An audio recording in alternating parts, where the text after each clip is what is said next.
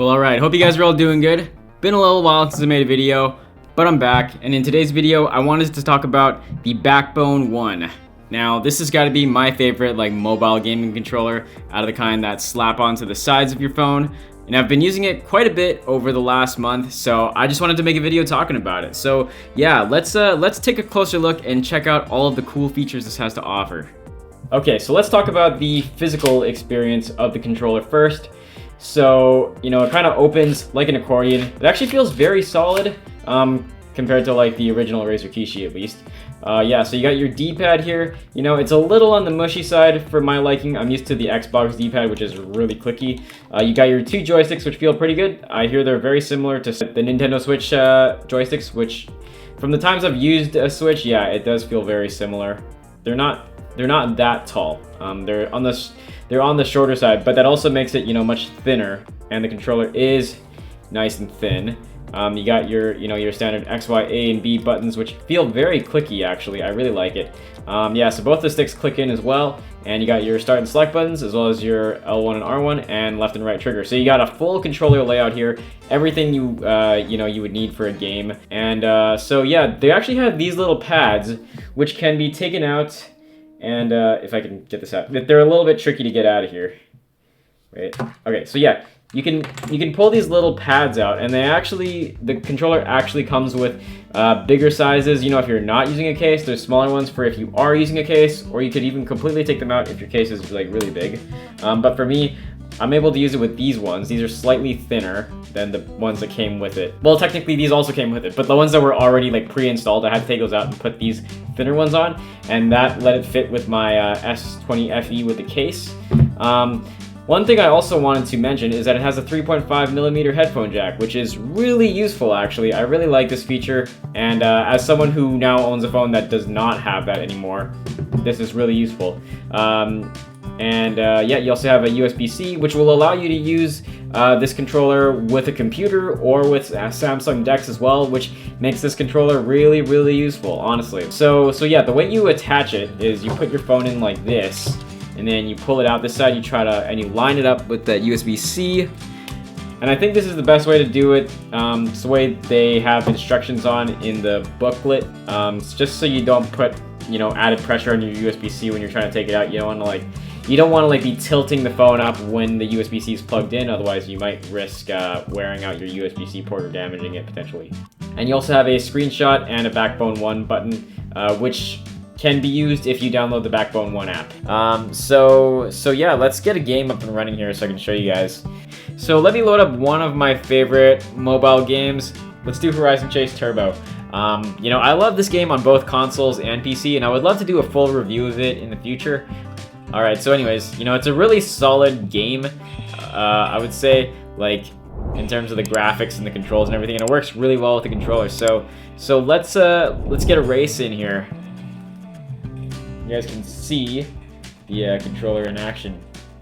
So yeah, the triggers are fairly responsive, and overall I would say everything feels good. The sticks are a little short. That's the only thing that I would say is that the sticks do feel a little short, but it's also very portable because of that, so you can't really argue there either. It does a really good job at being portable while still staying functional.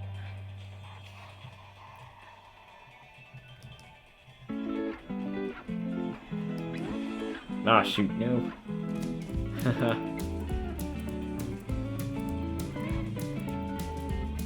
So yeah, as you can tell, it handles really well, and this thing is especially great if you have a more powerful phone, because then you can also run emulators on here, like Dolphin Emulator, which will let you play GameCube games, and also Wii games, which is really sweet. Alright, let's play some SpongeBob Battle for Bikini Bottom. This is another, really solid mobile game that's pretty much a direct port of the, it is a direct port of the console version, which is, insane to me. It just seems absolutely nuts that they were able to put, this game on this console, I would say.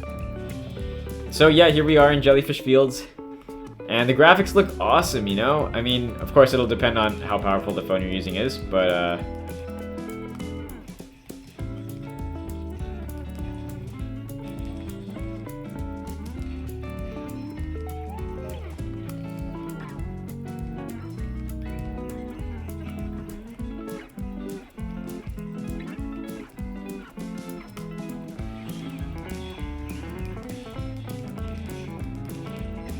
Now, of course, it wouldn't be a proper Backbone 1 review without talking about the Backbone 1 app itself, which personally I am not a fan of. They keep pushing this stupid subscription here, which is pretty annoying, and I have to keep clicking not now whenever I open the app. And I think also the app opens whenever you plug the controller into the phone. But yeah, it just seems rather intrusive, actually, if you ask me. I don't know. I mean, like, it looks like it's a pretty good spot to launch games from, I guess, but I don't know. For me personally, I much prefer using the actual Android home screen. So let's just test it out. Let's see if it opens up when I plug in the controller. All right, so testing it out, plugging in the controller. Let's see what happens. Well. Yeah, there you go. So it automatically opens it up when you plug the controller in, which is annoying, and I don't see an option to turn that off either. Yeah, no, there's no option to turn that off in the settings here, which is frustrating. Anyway, so yeah, basically it does open the app whenever you plug the controller in, and every time you open the app, it asks if you want to try out this subscription, which is also really frustrating, for 40 bucks a year. And yeah, so there's the screenshot button. Let's see. Oh, I see. So basically the screenshot button does start recording your screen. So it'll tell you that you're capturing something, and then you just press it to stop, I think. So that's kind of a nice feature, actually, if you want to do some recording of your gameplay with this. That is a nice feature to have. But personally, for me, I pretty much never use the app. I just leave it uninstalled, actually, because I just find it annoying that it keeps popping up like that, and it keeps asking you if you want to try the subscription. Like, it's just frustrating. Not a good app experience, but the controller experience is excellent, I'll say. I love it, and I want to show you some more features with it, like using Samsung Dex next. Alright, so one thing I wanted to show you guys is, so here you go. I got the controller plugged in here to this USB dock, which is plugged into my phone, which has Samsung Dex since it's an S21. And as you can see here, I got it up on the screen, and the best part is you can actually use the controller to play games this way. So, alright, let's get a game up and running here. So let's make it full screen. And of course, you'll want to, like, you know, connect up a keyboard and mouse as well. It'll make it a bit better experience using Dex. Like, I got a Bluetooth keyboard and mouse here. So yeah, you know, of course, the speakers will still be going through the phone, so you might want to connect that up to a Bluetooth speaker. But yeah, check it out. So we're using it. Yep. There we go. And you can see it gives you like a really awesome console-like experience, basically.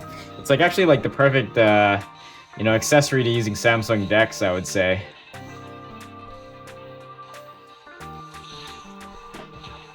Yeah, I mean, it's pretty comparable to even playing this game on PC, which is crazy. Alright, hey guys, so I wanted to finish it off and share my thoughts on the Backbone 1 controller. So I gotta say that overall, you know, I do really like this controller. Like, you know, it's really comfortable, it's really ergonomic, and it just fits my hands well, you know. My fingers don't get cramped up playing this for a long time, which is nice. Compared to like the Razer Kishi, my fingers got kind of cramped up trying to play this one after a while. And I gotta say, like, it feels solid, you know, the buttons feel good, and it's just nice and slim too. The design is really good as well, and the fact that you can use it with a case, you know, the Razer Kishi, at least this one, you couldn't use it with a case, which is awesome, because, you know, if you're just like leaving it on your phone and throwing your phone in a bag, you don't want to worry about your phone getting scratched up and stuff. And yeah, it's just awesome for playing on the go. I play when I'm on the bus and the train all the time, since I don't have too much else to do during that time. Yeah, and so overall, you know, the physical controller itself is fantastic, and the fact that it has the 3.5mm headphone jack is really useful, and, you know, it actually works with Call of Duty Mobile, which is not something a whole lot of controllers do. I think this one is like the only connected controller that works with it, as far as I know. I know the PS4 and Xbox controllers also work, but that's with Bluetooth, and, you know, those controllers are much bigger than this. So if you're looking to play COD Mobile on Android, you have to get this one, pretty much. Yeah, so yeah, I definitely recommend it. The app itself, though, I do not recommend. It keeps on pushing that annoying $40 a year subscription, which is yeah, I just found it annoying, and the fact that it kept opening up whenever I would plug it in. So I just had to uninstall the app because there was not even an option to turn that off. So those two things could be improved. I think they could, you know, stop that pop-up from coming up every single time you open the app, and also, you know, stop it from automatically opening when you plug in the controller. I think that those two changes would make the app a lot better, in my opinion. But yeah, anyways, so that's my overall thoughts. I do recommend it if you're looking for, you know, a portable mobile phone controller. Alright, anyways, if you guys enjoyed the video, I hope you guys will hit like and subscribe. My next big goal for the channel is trying to get it to 1,000 subscribers. Alright, anyways, if you guys want to check out my recent video where I was talking about the Razer Kishi, just click the link right up here. And yeah, great. Thank you guys all so much for watching. Have a great day. Johnny Tech, signing out.